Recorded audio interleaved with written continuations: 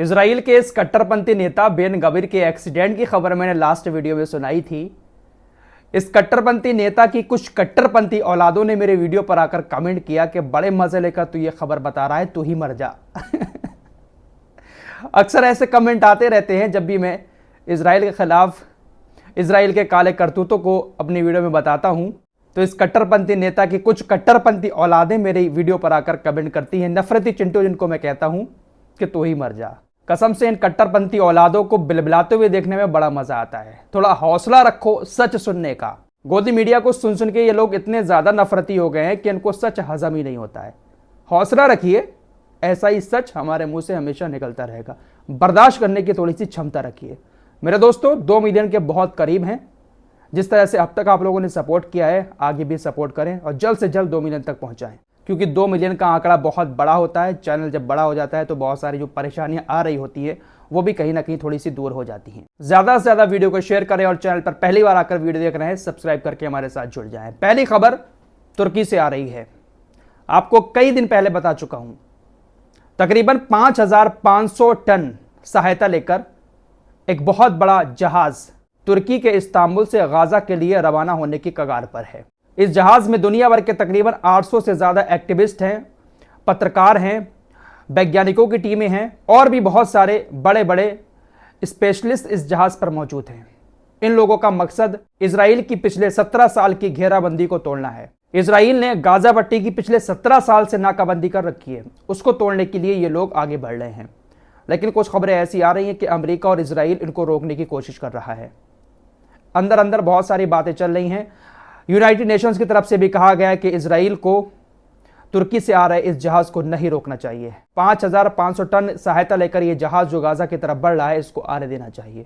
United Nations के अधिकारियों ने भी इसी तरह की बात इजराइल से कही है। लेकिन दोस्तों मुझे नहीं लगता है कि इजराइल और अमेरिका इस जहाज को सही सलामत गाजा पट्टी तक पहुंचने देंगे।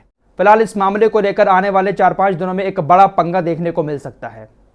एक और बड़ी खबर आ रही है, सऊदी अरब के अंदर इजराइल और सऊदी अरब की कोई गुप्त मीटिंग हो रही है। अभी ये खबर ब्रेक हो रही है कि इजराइल का एक सरकारी विमान, जिसका इस्तेमाल ज्यादातर कतर और मिस्र में जो मोसाद के अधिकारी होते हैं उनको ले जाने के लिए किया जाता है, इस वक्त सऊदी अरब के रियाद में उतरा है।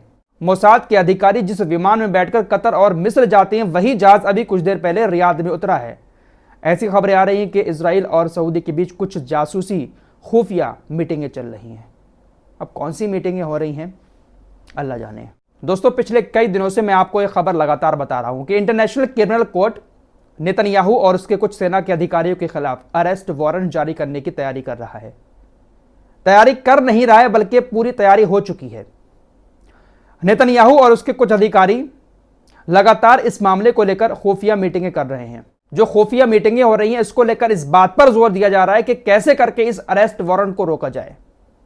बेंजामिन नेतन्याहू, उसका रक्षा मंत्री योब गैलेंट, सेना का प्रमुख हर्जी हवेली, ये 4-5 अधिकारी हैं जिनका अरेस्ट वारंट बहुत जल्द जारी किया जा सकता है। लेकिन दोस्तों इजराइल ने अब अमेरिका के सामने अपना दामन फैला दिया है। यही बात बार बार मैं आप लोगों से कह रहा था कि अमेरिका के सामने गिड़गड़ाएगा नेतन्याहू। खबर आ रही है कि इजराइल का जो राजदूत अमेरिका के अंदर मौजूद है वॉशिंगटन में, वो अमेरिका के अधिकारियों से मुलाकात करेगा और भी कुछ इजराइल के अधिकारी अमेरिका के अधिकारियों से मुलाकात करेंगे और इस मामले पर चर्चा करेंगे कि कैसे करके ये अरेस्ट वारंट रोका जाए। जब इस मामले में अमेरिका पड़ जाएगा तो शायद ही इन लोगों के खिलाफ अरेस्ट वारंट जारी किया जाए, क्योंकि इंटरनेशनल क्रिमिनल कोर्ट हुआ, इंटरनेशनल कोर्ट ऑफ जस्टिस हुआ, सभी अमेरिका के इशारे पर नाच रहे हैं। नेतन्याहू ने जिस तरह के अपराध किए हैं, न जाने कब का अरेस्ट वारंट जारी होकर अरेस्ट कर लिया गया होता। रूस के राष्ट्रपति ने यूक्रेन के ऊपर हमला किया था, 500 बच्चे मारे गए थे, एक हफ्ते के अंदर ही अरेस्ट वारंट जारी कर दिया गया था और अभी भी अरेस्ट वारंट निकला हुआ है। नाटो के किसी भी देश में व्लादिमीर पुतिन अगर चले जाते हैं तो वो देश गिरफ्तार करवा सकता है। दोस्तों बड़ी खबर रफा के बॉर्डर से आ रही है। हो सकता है कि बहुत जल्द रफा के ऊपर एक बहुत बड़ा हमला हो जाए। खबरों के मुताबिक दक्षिणी इजराइल के किनारे जो बॉर्डर है रफा का, वहां पर सैकड़ों बख्तरबंद गाड़ियां और इजराइल के टैंक तैनात कर दिए गए हैं। इस बात को लेकर काफी सारी रिपोर्ट सामने आई थी, लेकिन जब इस पर मैंने और रिसर्च किया तो मोसाद की तरफ से भी इस बात की जानकारी दी गई है कि इजराइल की बख्तरबंद गाड़ियां और इजराइल के टैंक रफा के बॉर्डर के करीब पहुंच चुके हैं, तैनात कर दिए गए हैं और वक्त बहुत कम है। मोसाद की तरफ से जब यह कहा जा रहा है कि वक्त बहुत कम है और टैंक तैनात किए हुए दिखाई भी दे रहे हैं, इसका मतलब यही है कि रफा पर एक बहुत बड़ा हमला बहुत जल्द होने वाला है। बस मेरे दोस्तों दुआ करें आप लोग। जिस तरह से इजराइल की सेना ने गाजा पर हमले किए थे, ऐसे हमले अगर रफा पर हो जाते हैं मेरे दोस्तों, हजारों बेगुनाह मौत के मुंह में समा जाएंगे। इतनी बड़ी बड़ी खबरें आ रही हैं, लेकिन मजाल किसी दुनिया के देश की जो इजराइल को रोक सके, टोक सके। रफा पर हमले करने की लगातार नेतन्याहू धमकियां दे रहा है, लेकिन किसी देश की बस की बात नहीं है कि इसको रोक सके। एंड्रू टेट को आप सभी लोग जानते ही होंगे। एंड्रू टेट ने $20 मिलियन गाजा के बच्चों को मदद देने का ऐलान किया है। $20 मिलियन। दोस्तों, ब्रिटेन ने भी इस जंग में इजराइल का बहुत ज्यादा साथ दिया है। बहुत सारे हथियार इजराइल को ब्रिटेन भेज चुका है।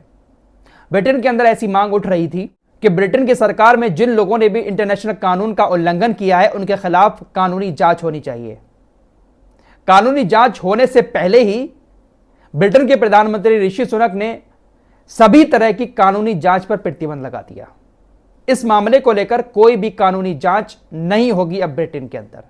इनको डर सता रहा है कि अगर कोई कानूनी जांच हो गई तो हम कटघरे में खड़े हो सकते हैं, क्योंकि इन लोगों ने जो हथियार इजराइल को दिए हैं, उन हथियारों का इस्तेमाल इजराइल ने गाजा के मासूम बच्चों और महिलाओं को मारने के लिए किया है। यमन से खबर आ रही है, यमन ने अब तक तकरीबन 103 जहाजों पर हमला किया है और 3 MQ-9 अमेरिका के जो रिपर ड्रोन हैं उनको मार गिराया है। कल जो मैंने आपको खबर दी थी, कथित तौर पर यह खबर आई थी, लेकिन इसको कंफर्म अब हौतीस की तरफ से कर दिया गया है। अमेरिका के इस ड्रोन MQ-9 रिपर को कल मार गिराया। दोस्तों, अभी कुछ दिन पहले ईरान ने इजराइल के ऊपर जो हमला किया था, जिसमें बहुत सारी मिसाइलों का, ड्रोनों का इस्तेमाल किया गया था, बड़ा मुश्किल से इस हमले को इजराइल और उसके दोस्त रोक पाए थे। इस हमले के बाद से ईरानी हथियारों की डिमांड बहुत ज़्यादा बढ़ गई है। बहुत सारे देश अब ईरान के हथियार खरीदना चाहते हैं। रूस तो खरीद ही रहा है, लेकिन और भी देशों के नाम सामने आए हैं। हालांकि ये कौन से देश हैं, यह बात पूरी तरह से सामने नहीं आई है, लेकिन कई सारे देश ऐसे हैं जो ईरान के हथियार अब खरीदना चाहते हैं। दोस्तों, एक हैकर ग्रुप है थॉमस सांकरा साइबर ब्रिगेड्स। इस हैकर ग्रुप ने अभी कुछ देर पहले एक स्टेटमेंट जारी करते हुए कहा कि हमने जॉर्डन के मुख्य हवाई अड्डे पर एक बड़ा साइबर हमला किया है। क्वीन आलिया अंतर्राष्ट्रीय हवाई अड्डा प्रेजेंट टाइम में ऑफलाइन है। यह हवाई अड्डा जॉर्डन का एंट्री गेट है जो 44 से ज्यादा एयरलाइंसों को सेवा देता है। हैकर ग्रुप ने इस साइबर हमले की वजह भी बताई कि ज़ायोनी इकाई और अमेरिका का साथ इस जॉर्डन ने दिया था। ईरान ने जो हमला किया था, उन हमलों को रोकने के लिए अपने एयर स्पेस का अमेरिका और इजराइल को इस्तेमाल करने दिया, इसलिए हमने ये हमला इनकी एयरलाइंस पर किया है।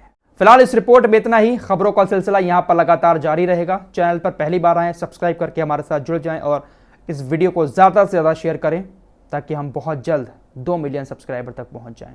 चैनल जब बड़ा हो जाएगा तो जो थोड़ी मोटी दिक्कतें आती हैं चैनल पर, फिर वो थोड़ी सी कम आती हैं, इसलिए जल्द से जल्द चैनल को सब्सक्राइब करके हमें और मजबूत करें। मिलते हैं एक और नए वीडियो के साथ, तब तक के लिए अपना ख्याल रखिएगा। अल्लाह हाफिज़।